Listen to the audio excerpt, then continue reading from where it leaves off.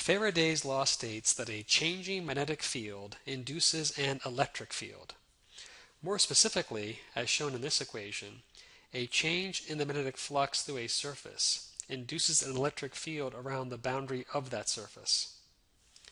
The negative sign in this equation is known as Lenz's law and indicates that the induced electric field is in the direction necessary to counter the change in magnetic flux.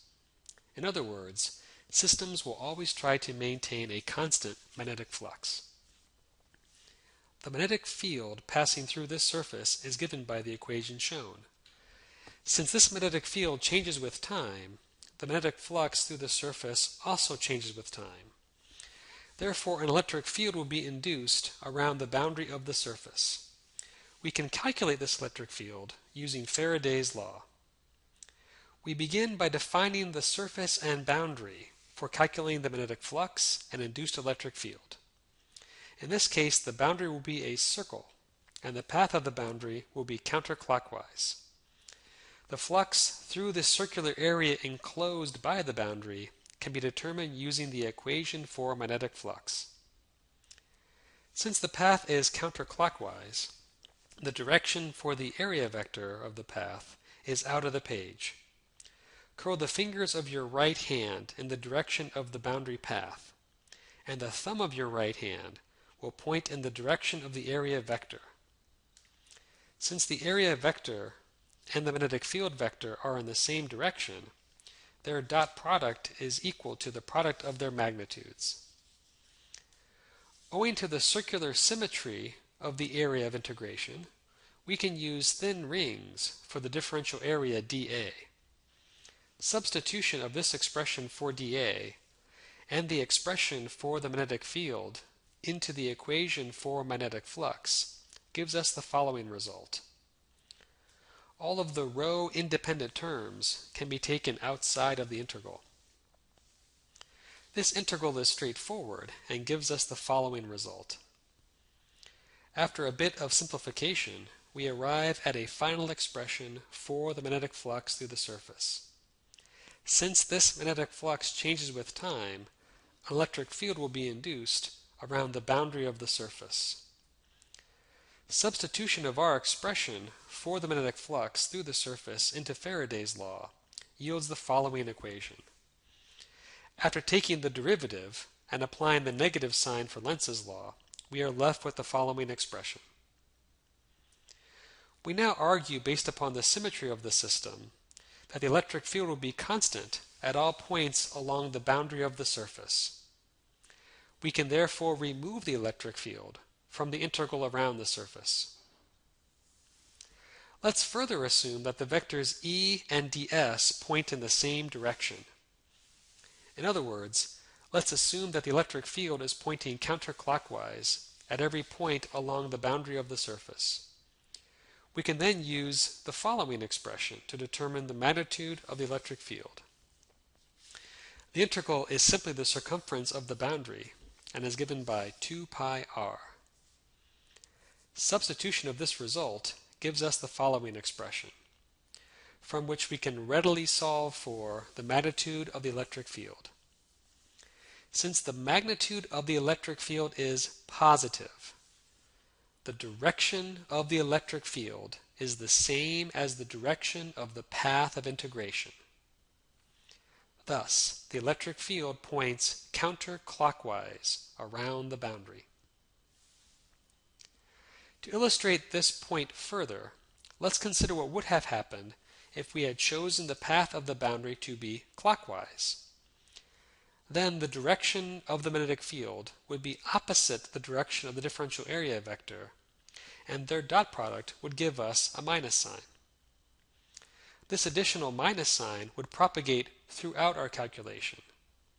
So our final result for the magnitude of the electric field would be negative.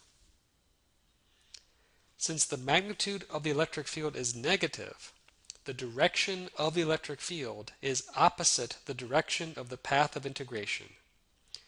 Therefore, the electric field points counterclockwise around the boundary, as previously determined. This result indicates that the choice of the path of the boundary does not affect the solution.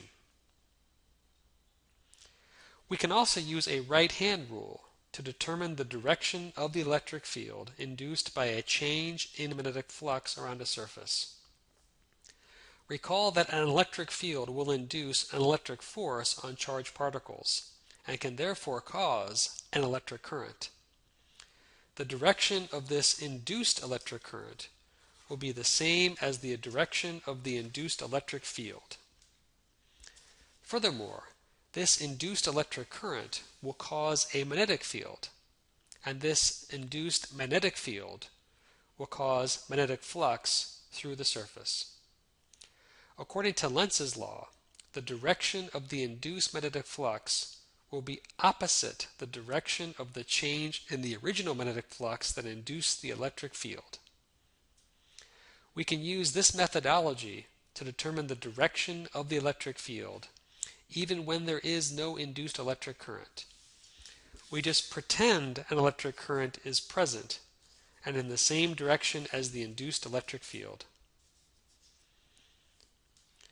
What direction would an electric current have to flow in order to create a magnetic field whose magnetic flux would counter the change in the magnetic flux through a surface? This direction is the same as the direction of the induced electric field associated with the change in magnetic flux. This magnetic field is pointing out of the page and is decreasing in magnitude. In order to maintain a constant magnetic flux through the surface, an additional magnetic field pointing out of the page must be induced. From the right-hand rule, we know that a counterclockwise current is required for that induced magnetic field. This magnetic field is pointing out of the page and is increasing in magnitude. In order to maintain a constant magnetic flux through the surface, an additional magnetic field pointing into the page must be induced. We know from the right-hand rule that a clockwise current is required for that induced magnetic field.